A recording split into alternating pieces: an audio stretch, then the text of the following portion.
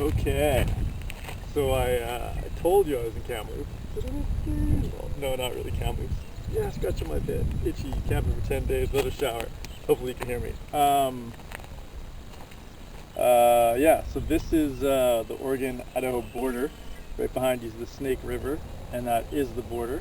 Southeast Oregon, sort of northwest Idaho. This is like a total ghetto Bureau of Land Management spot I'm at right now, but I was very, very pleased to see the Kamloops surroundings. I was just like, yeah! I mean, I love Kamloops. It's one thing you guys should know. I'm running away from Kamloops because I don't like it. I love it, and so I love being back here. Last night I was out walking on the road in that direction, underneath the stars and the silhouettes of the hills and the sunset and everything. Just so good. So yeah, glad to be here, even though it's a total ghetto spot. Perhaps the most ghetto spot that I've been in. In the back, you probably see my car with the hood up. No, it's not screwed yet. I don't think, but it just keeps the rodents out when the hood's up, and I got stuff to spray on it. Anyway, that's way too much details about that. Let's take it back to where we were at. We were in Texas. I think I was talking to you from Lake Meredith, and then I had to head down to Amarillo because there was like a tornado warning, and there wasn't a tornado, but it was pretty crazy weather. So that was like a Saturday, and then I got out of Amarillo and headed up to Kettle National Grasslands, which is part of the National Forest System. That's in Oklahoma by Cheyenne, which is a nice little comfy town. And when I drove there, it was totally storming. There was like pink clouds and everything like that because they have this red sort of sand hills that are there that I can show you some footage of as well. It's really cool. So I got there and I got to this first site, Skip Out Lake Campground, and there was this like church group singing their like Sunday evening songs or whatever, and this rain just came down and they all like ran for their car. It was kind of funny because I was running for my car too. So that night I stayed in my car, and it was really windy. Like, it was nuts windy. I guess the grasslands are always windy, but really windy time there. Sunny days, but just crazy wind, even though it rained that first night. So then I switched to the next sort of campsite along the route within the Kettle National Grasslands, and that was the Kettle specific site, Kettle Lake, the best of the three sites. And again, I stayed in my car that night because it was really windy. There was no way I could stay in the tent. It would have been insane. And so I migrated again after that up to Spring Creek Lake site.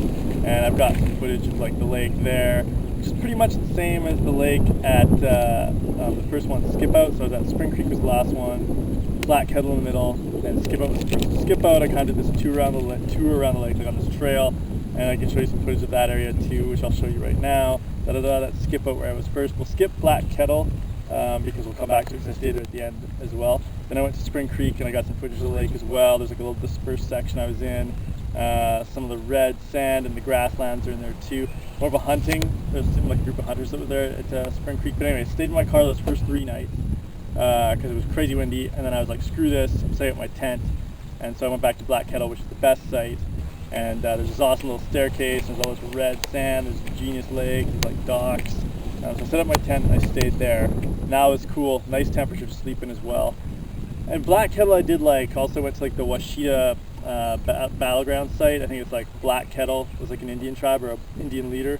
And maybe I shouldn't be using the word Indian, but I'll use it.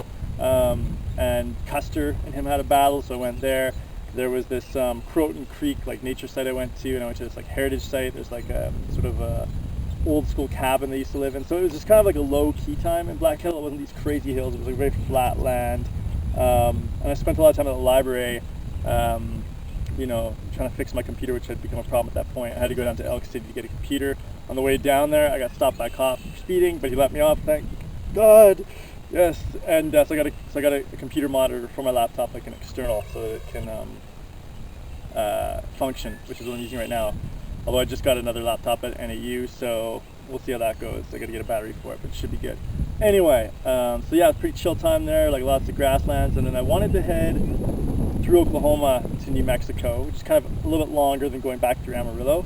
But then the day I was going to leave, I noticed that my power steering fluid was low again, which has happened earlier in the trip, and the guy said, oh, you just need to top it off. It's probably not a leak. It turned out it was a leak, and I wanted to buy that bottle from the guy, but he was like, no, you probably won't need it. I was like, damn it.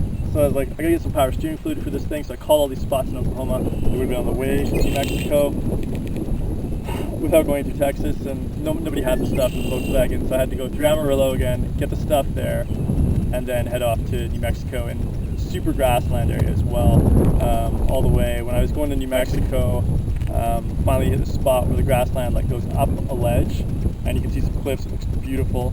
and then back on the grasslands on the plateau again, and through like 2 small towns. Roy is one of them, and then I ended up at Mills Canyon, which is a national grassland as well, and Kiowa National Grasslands, but it's more like a forest actually.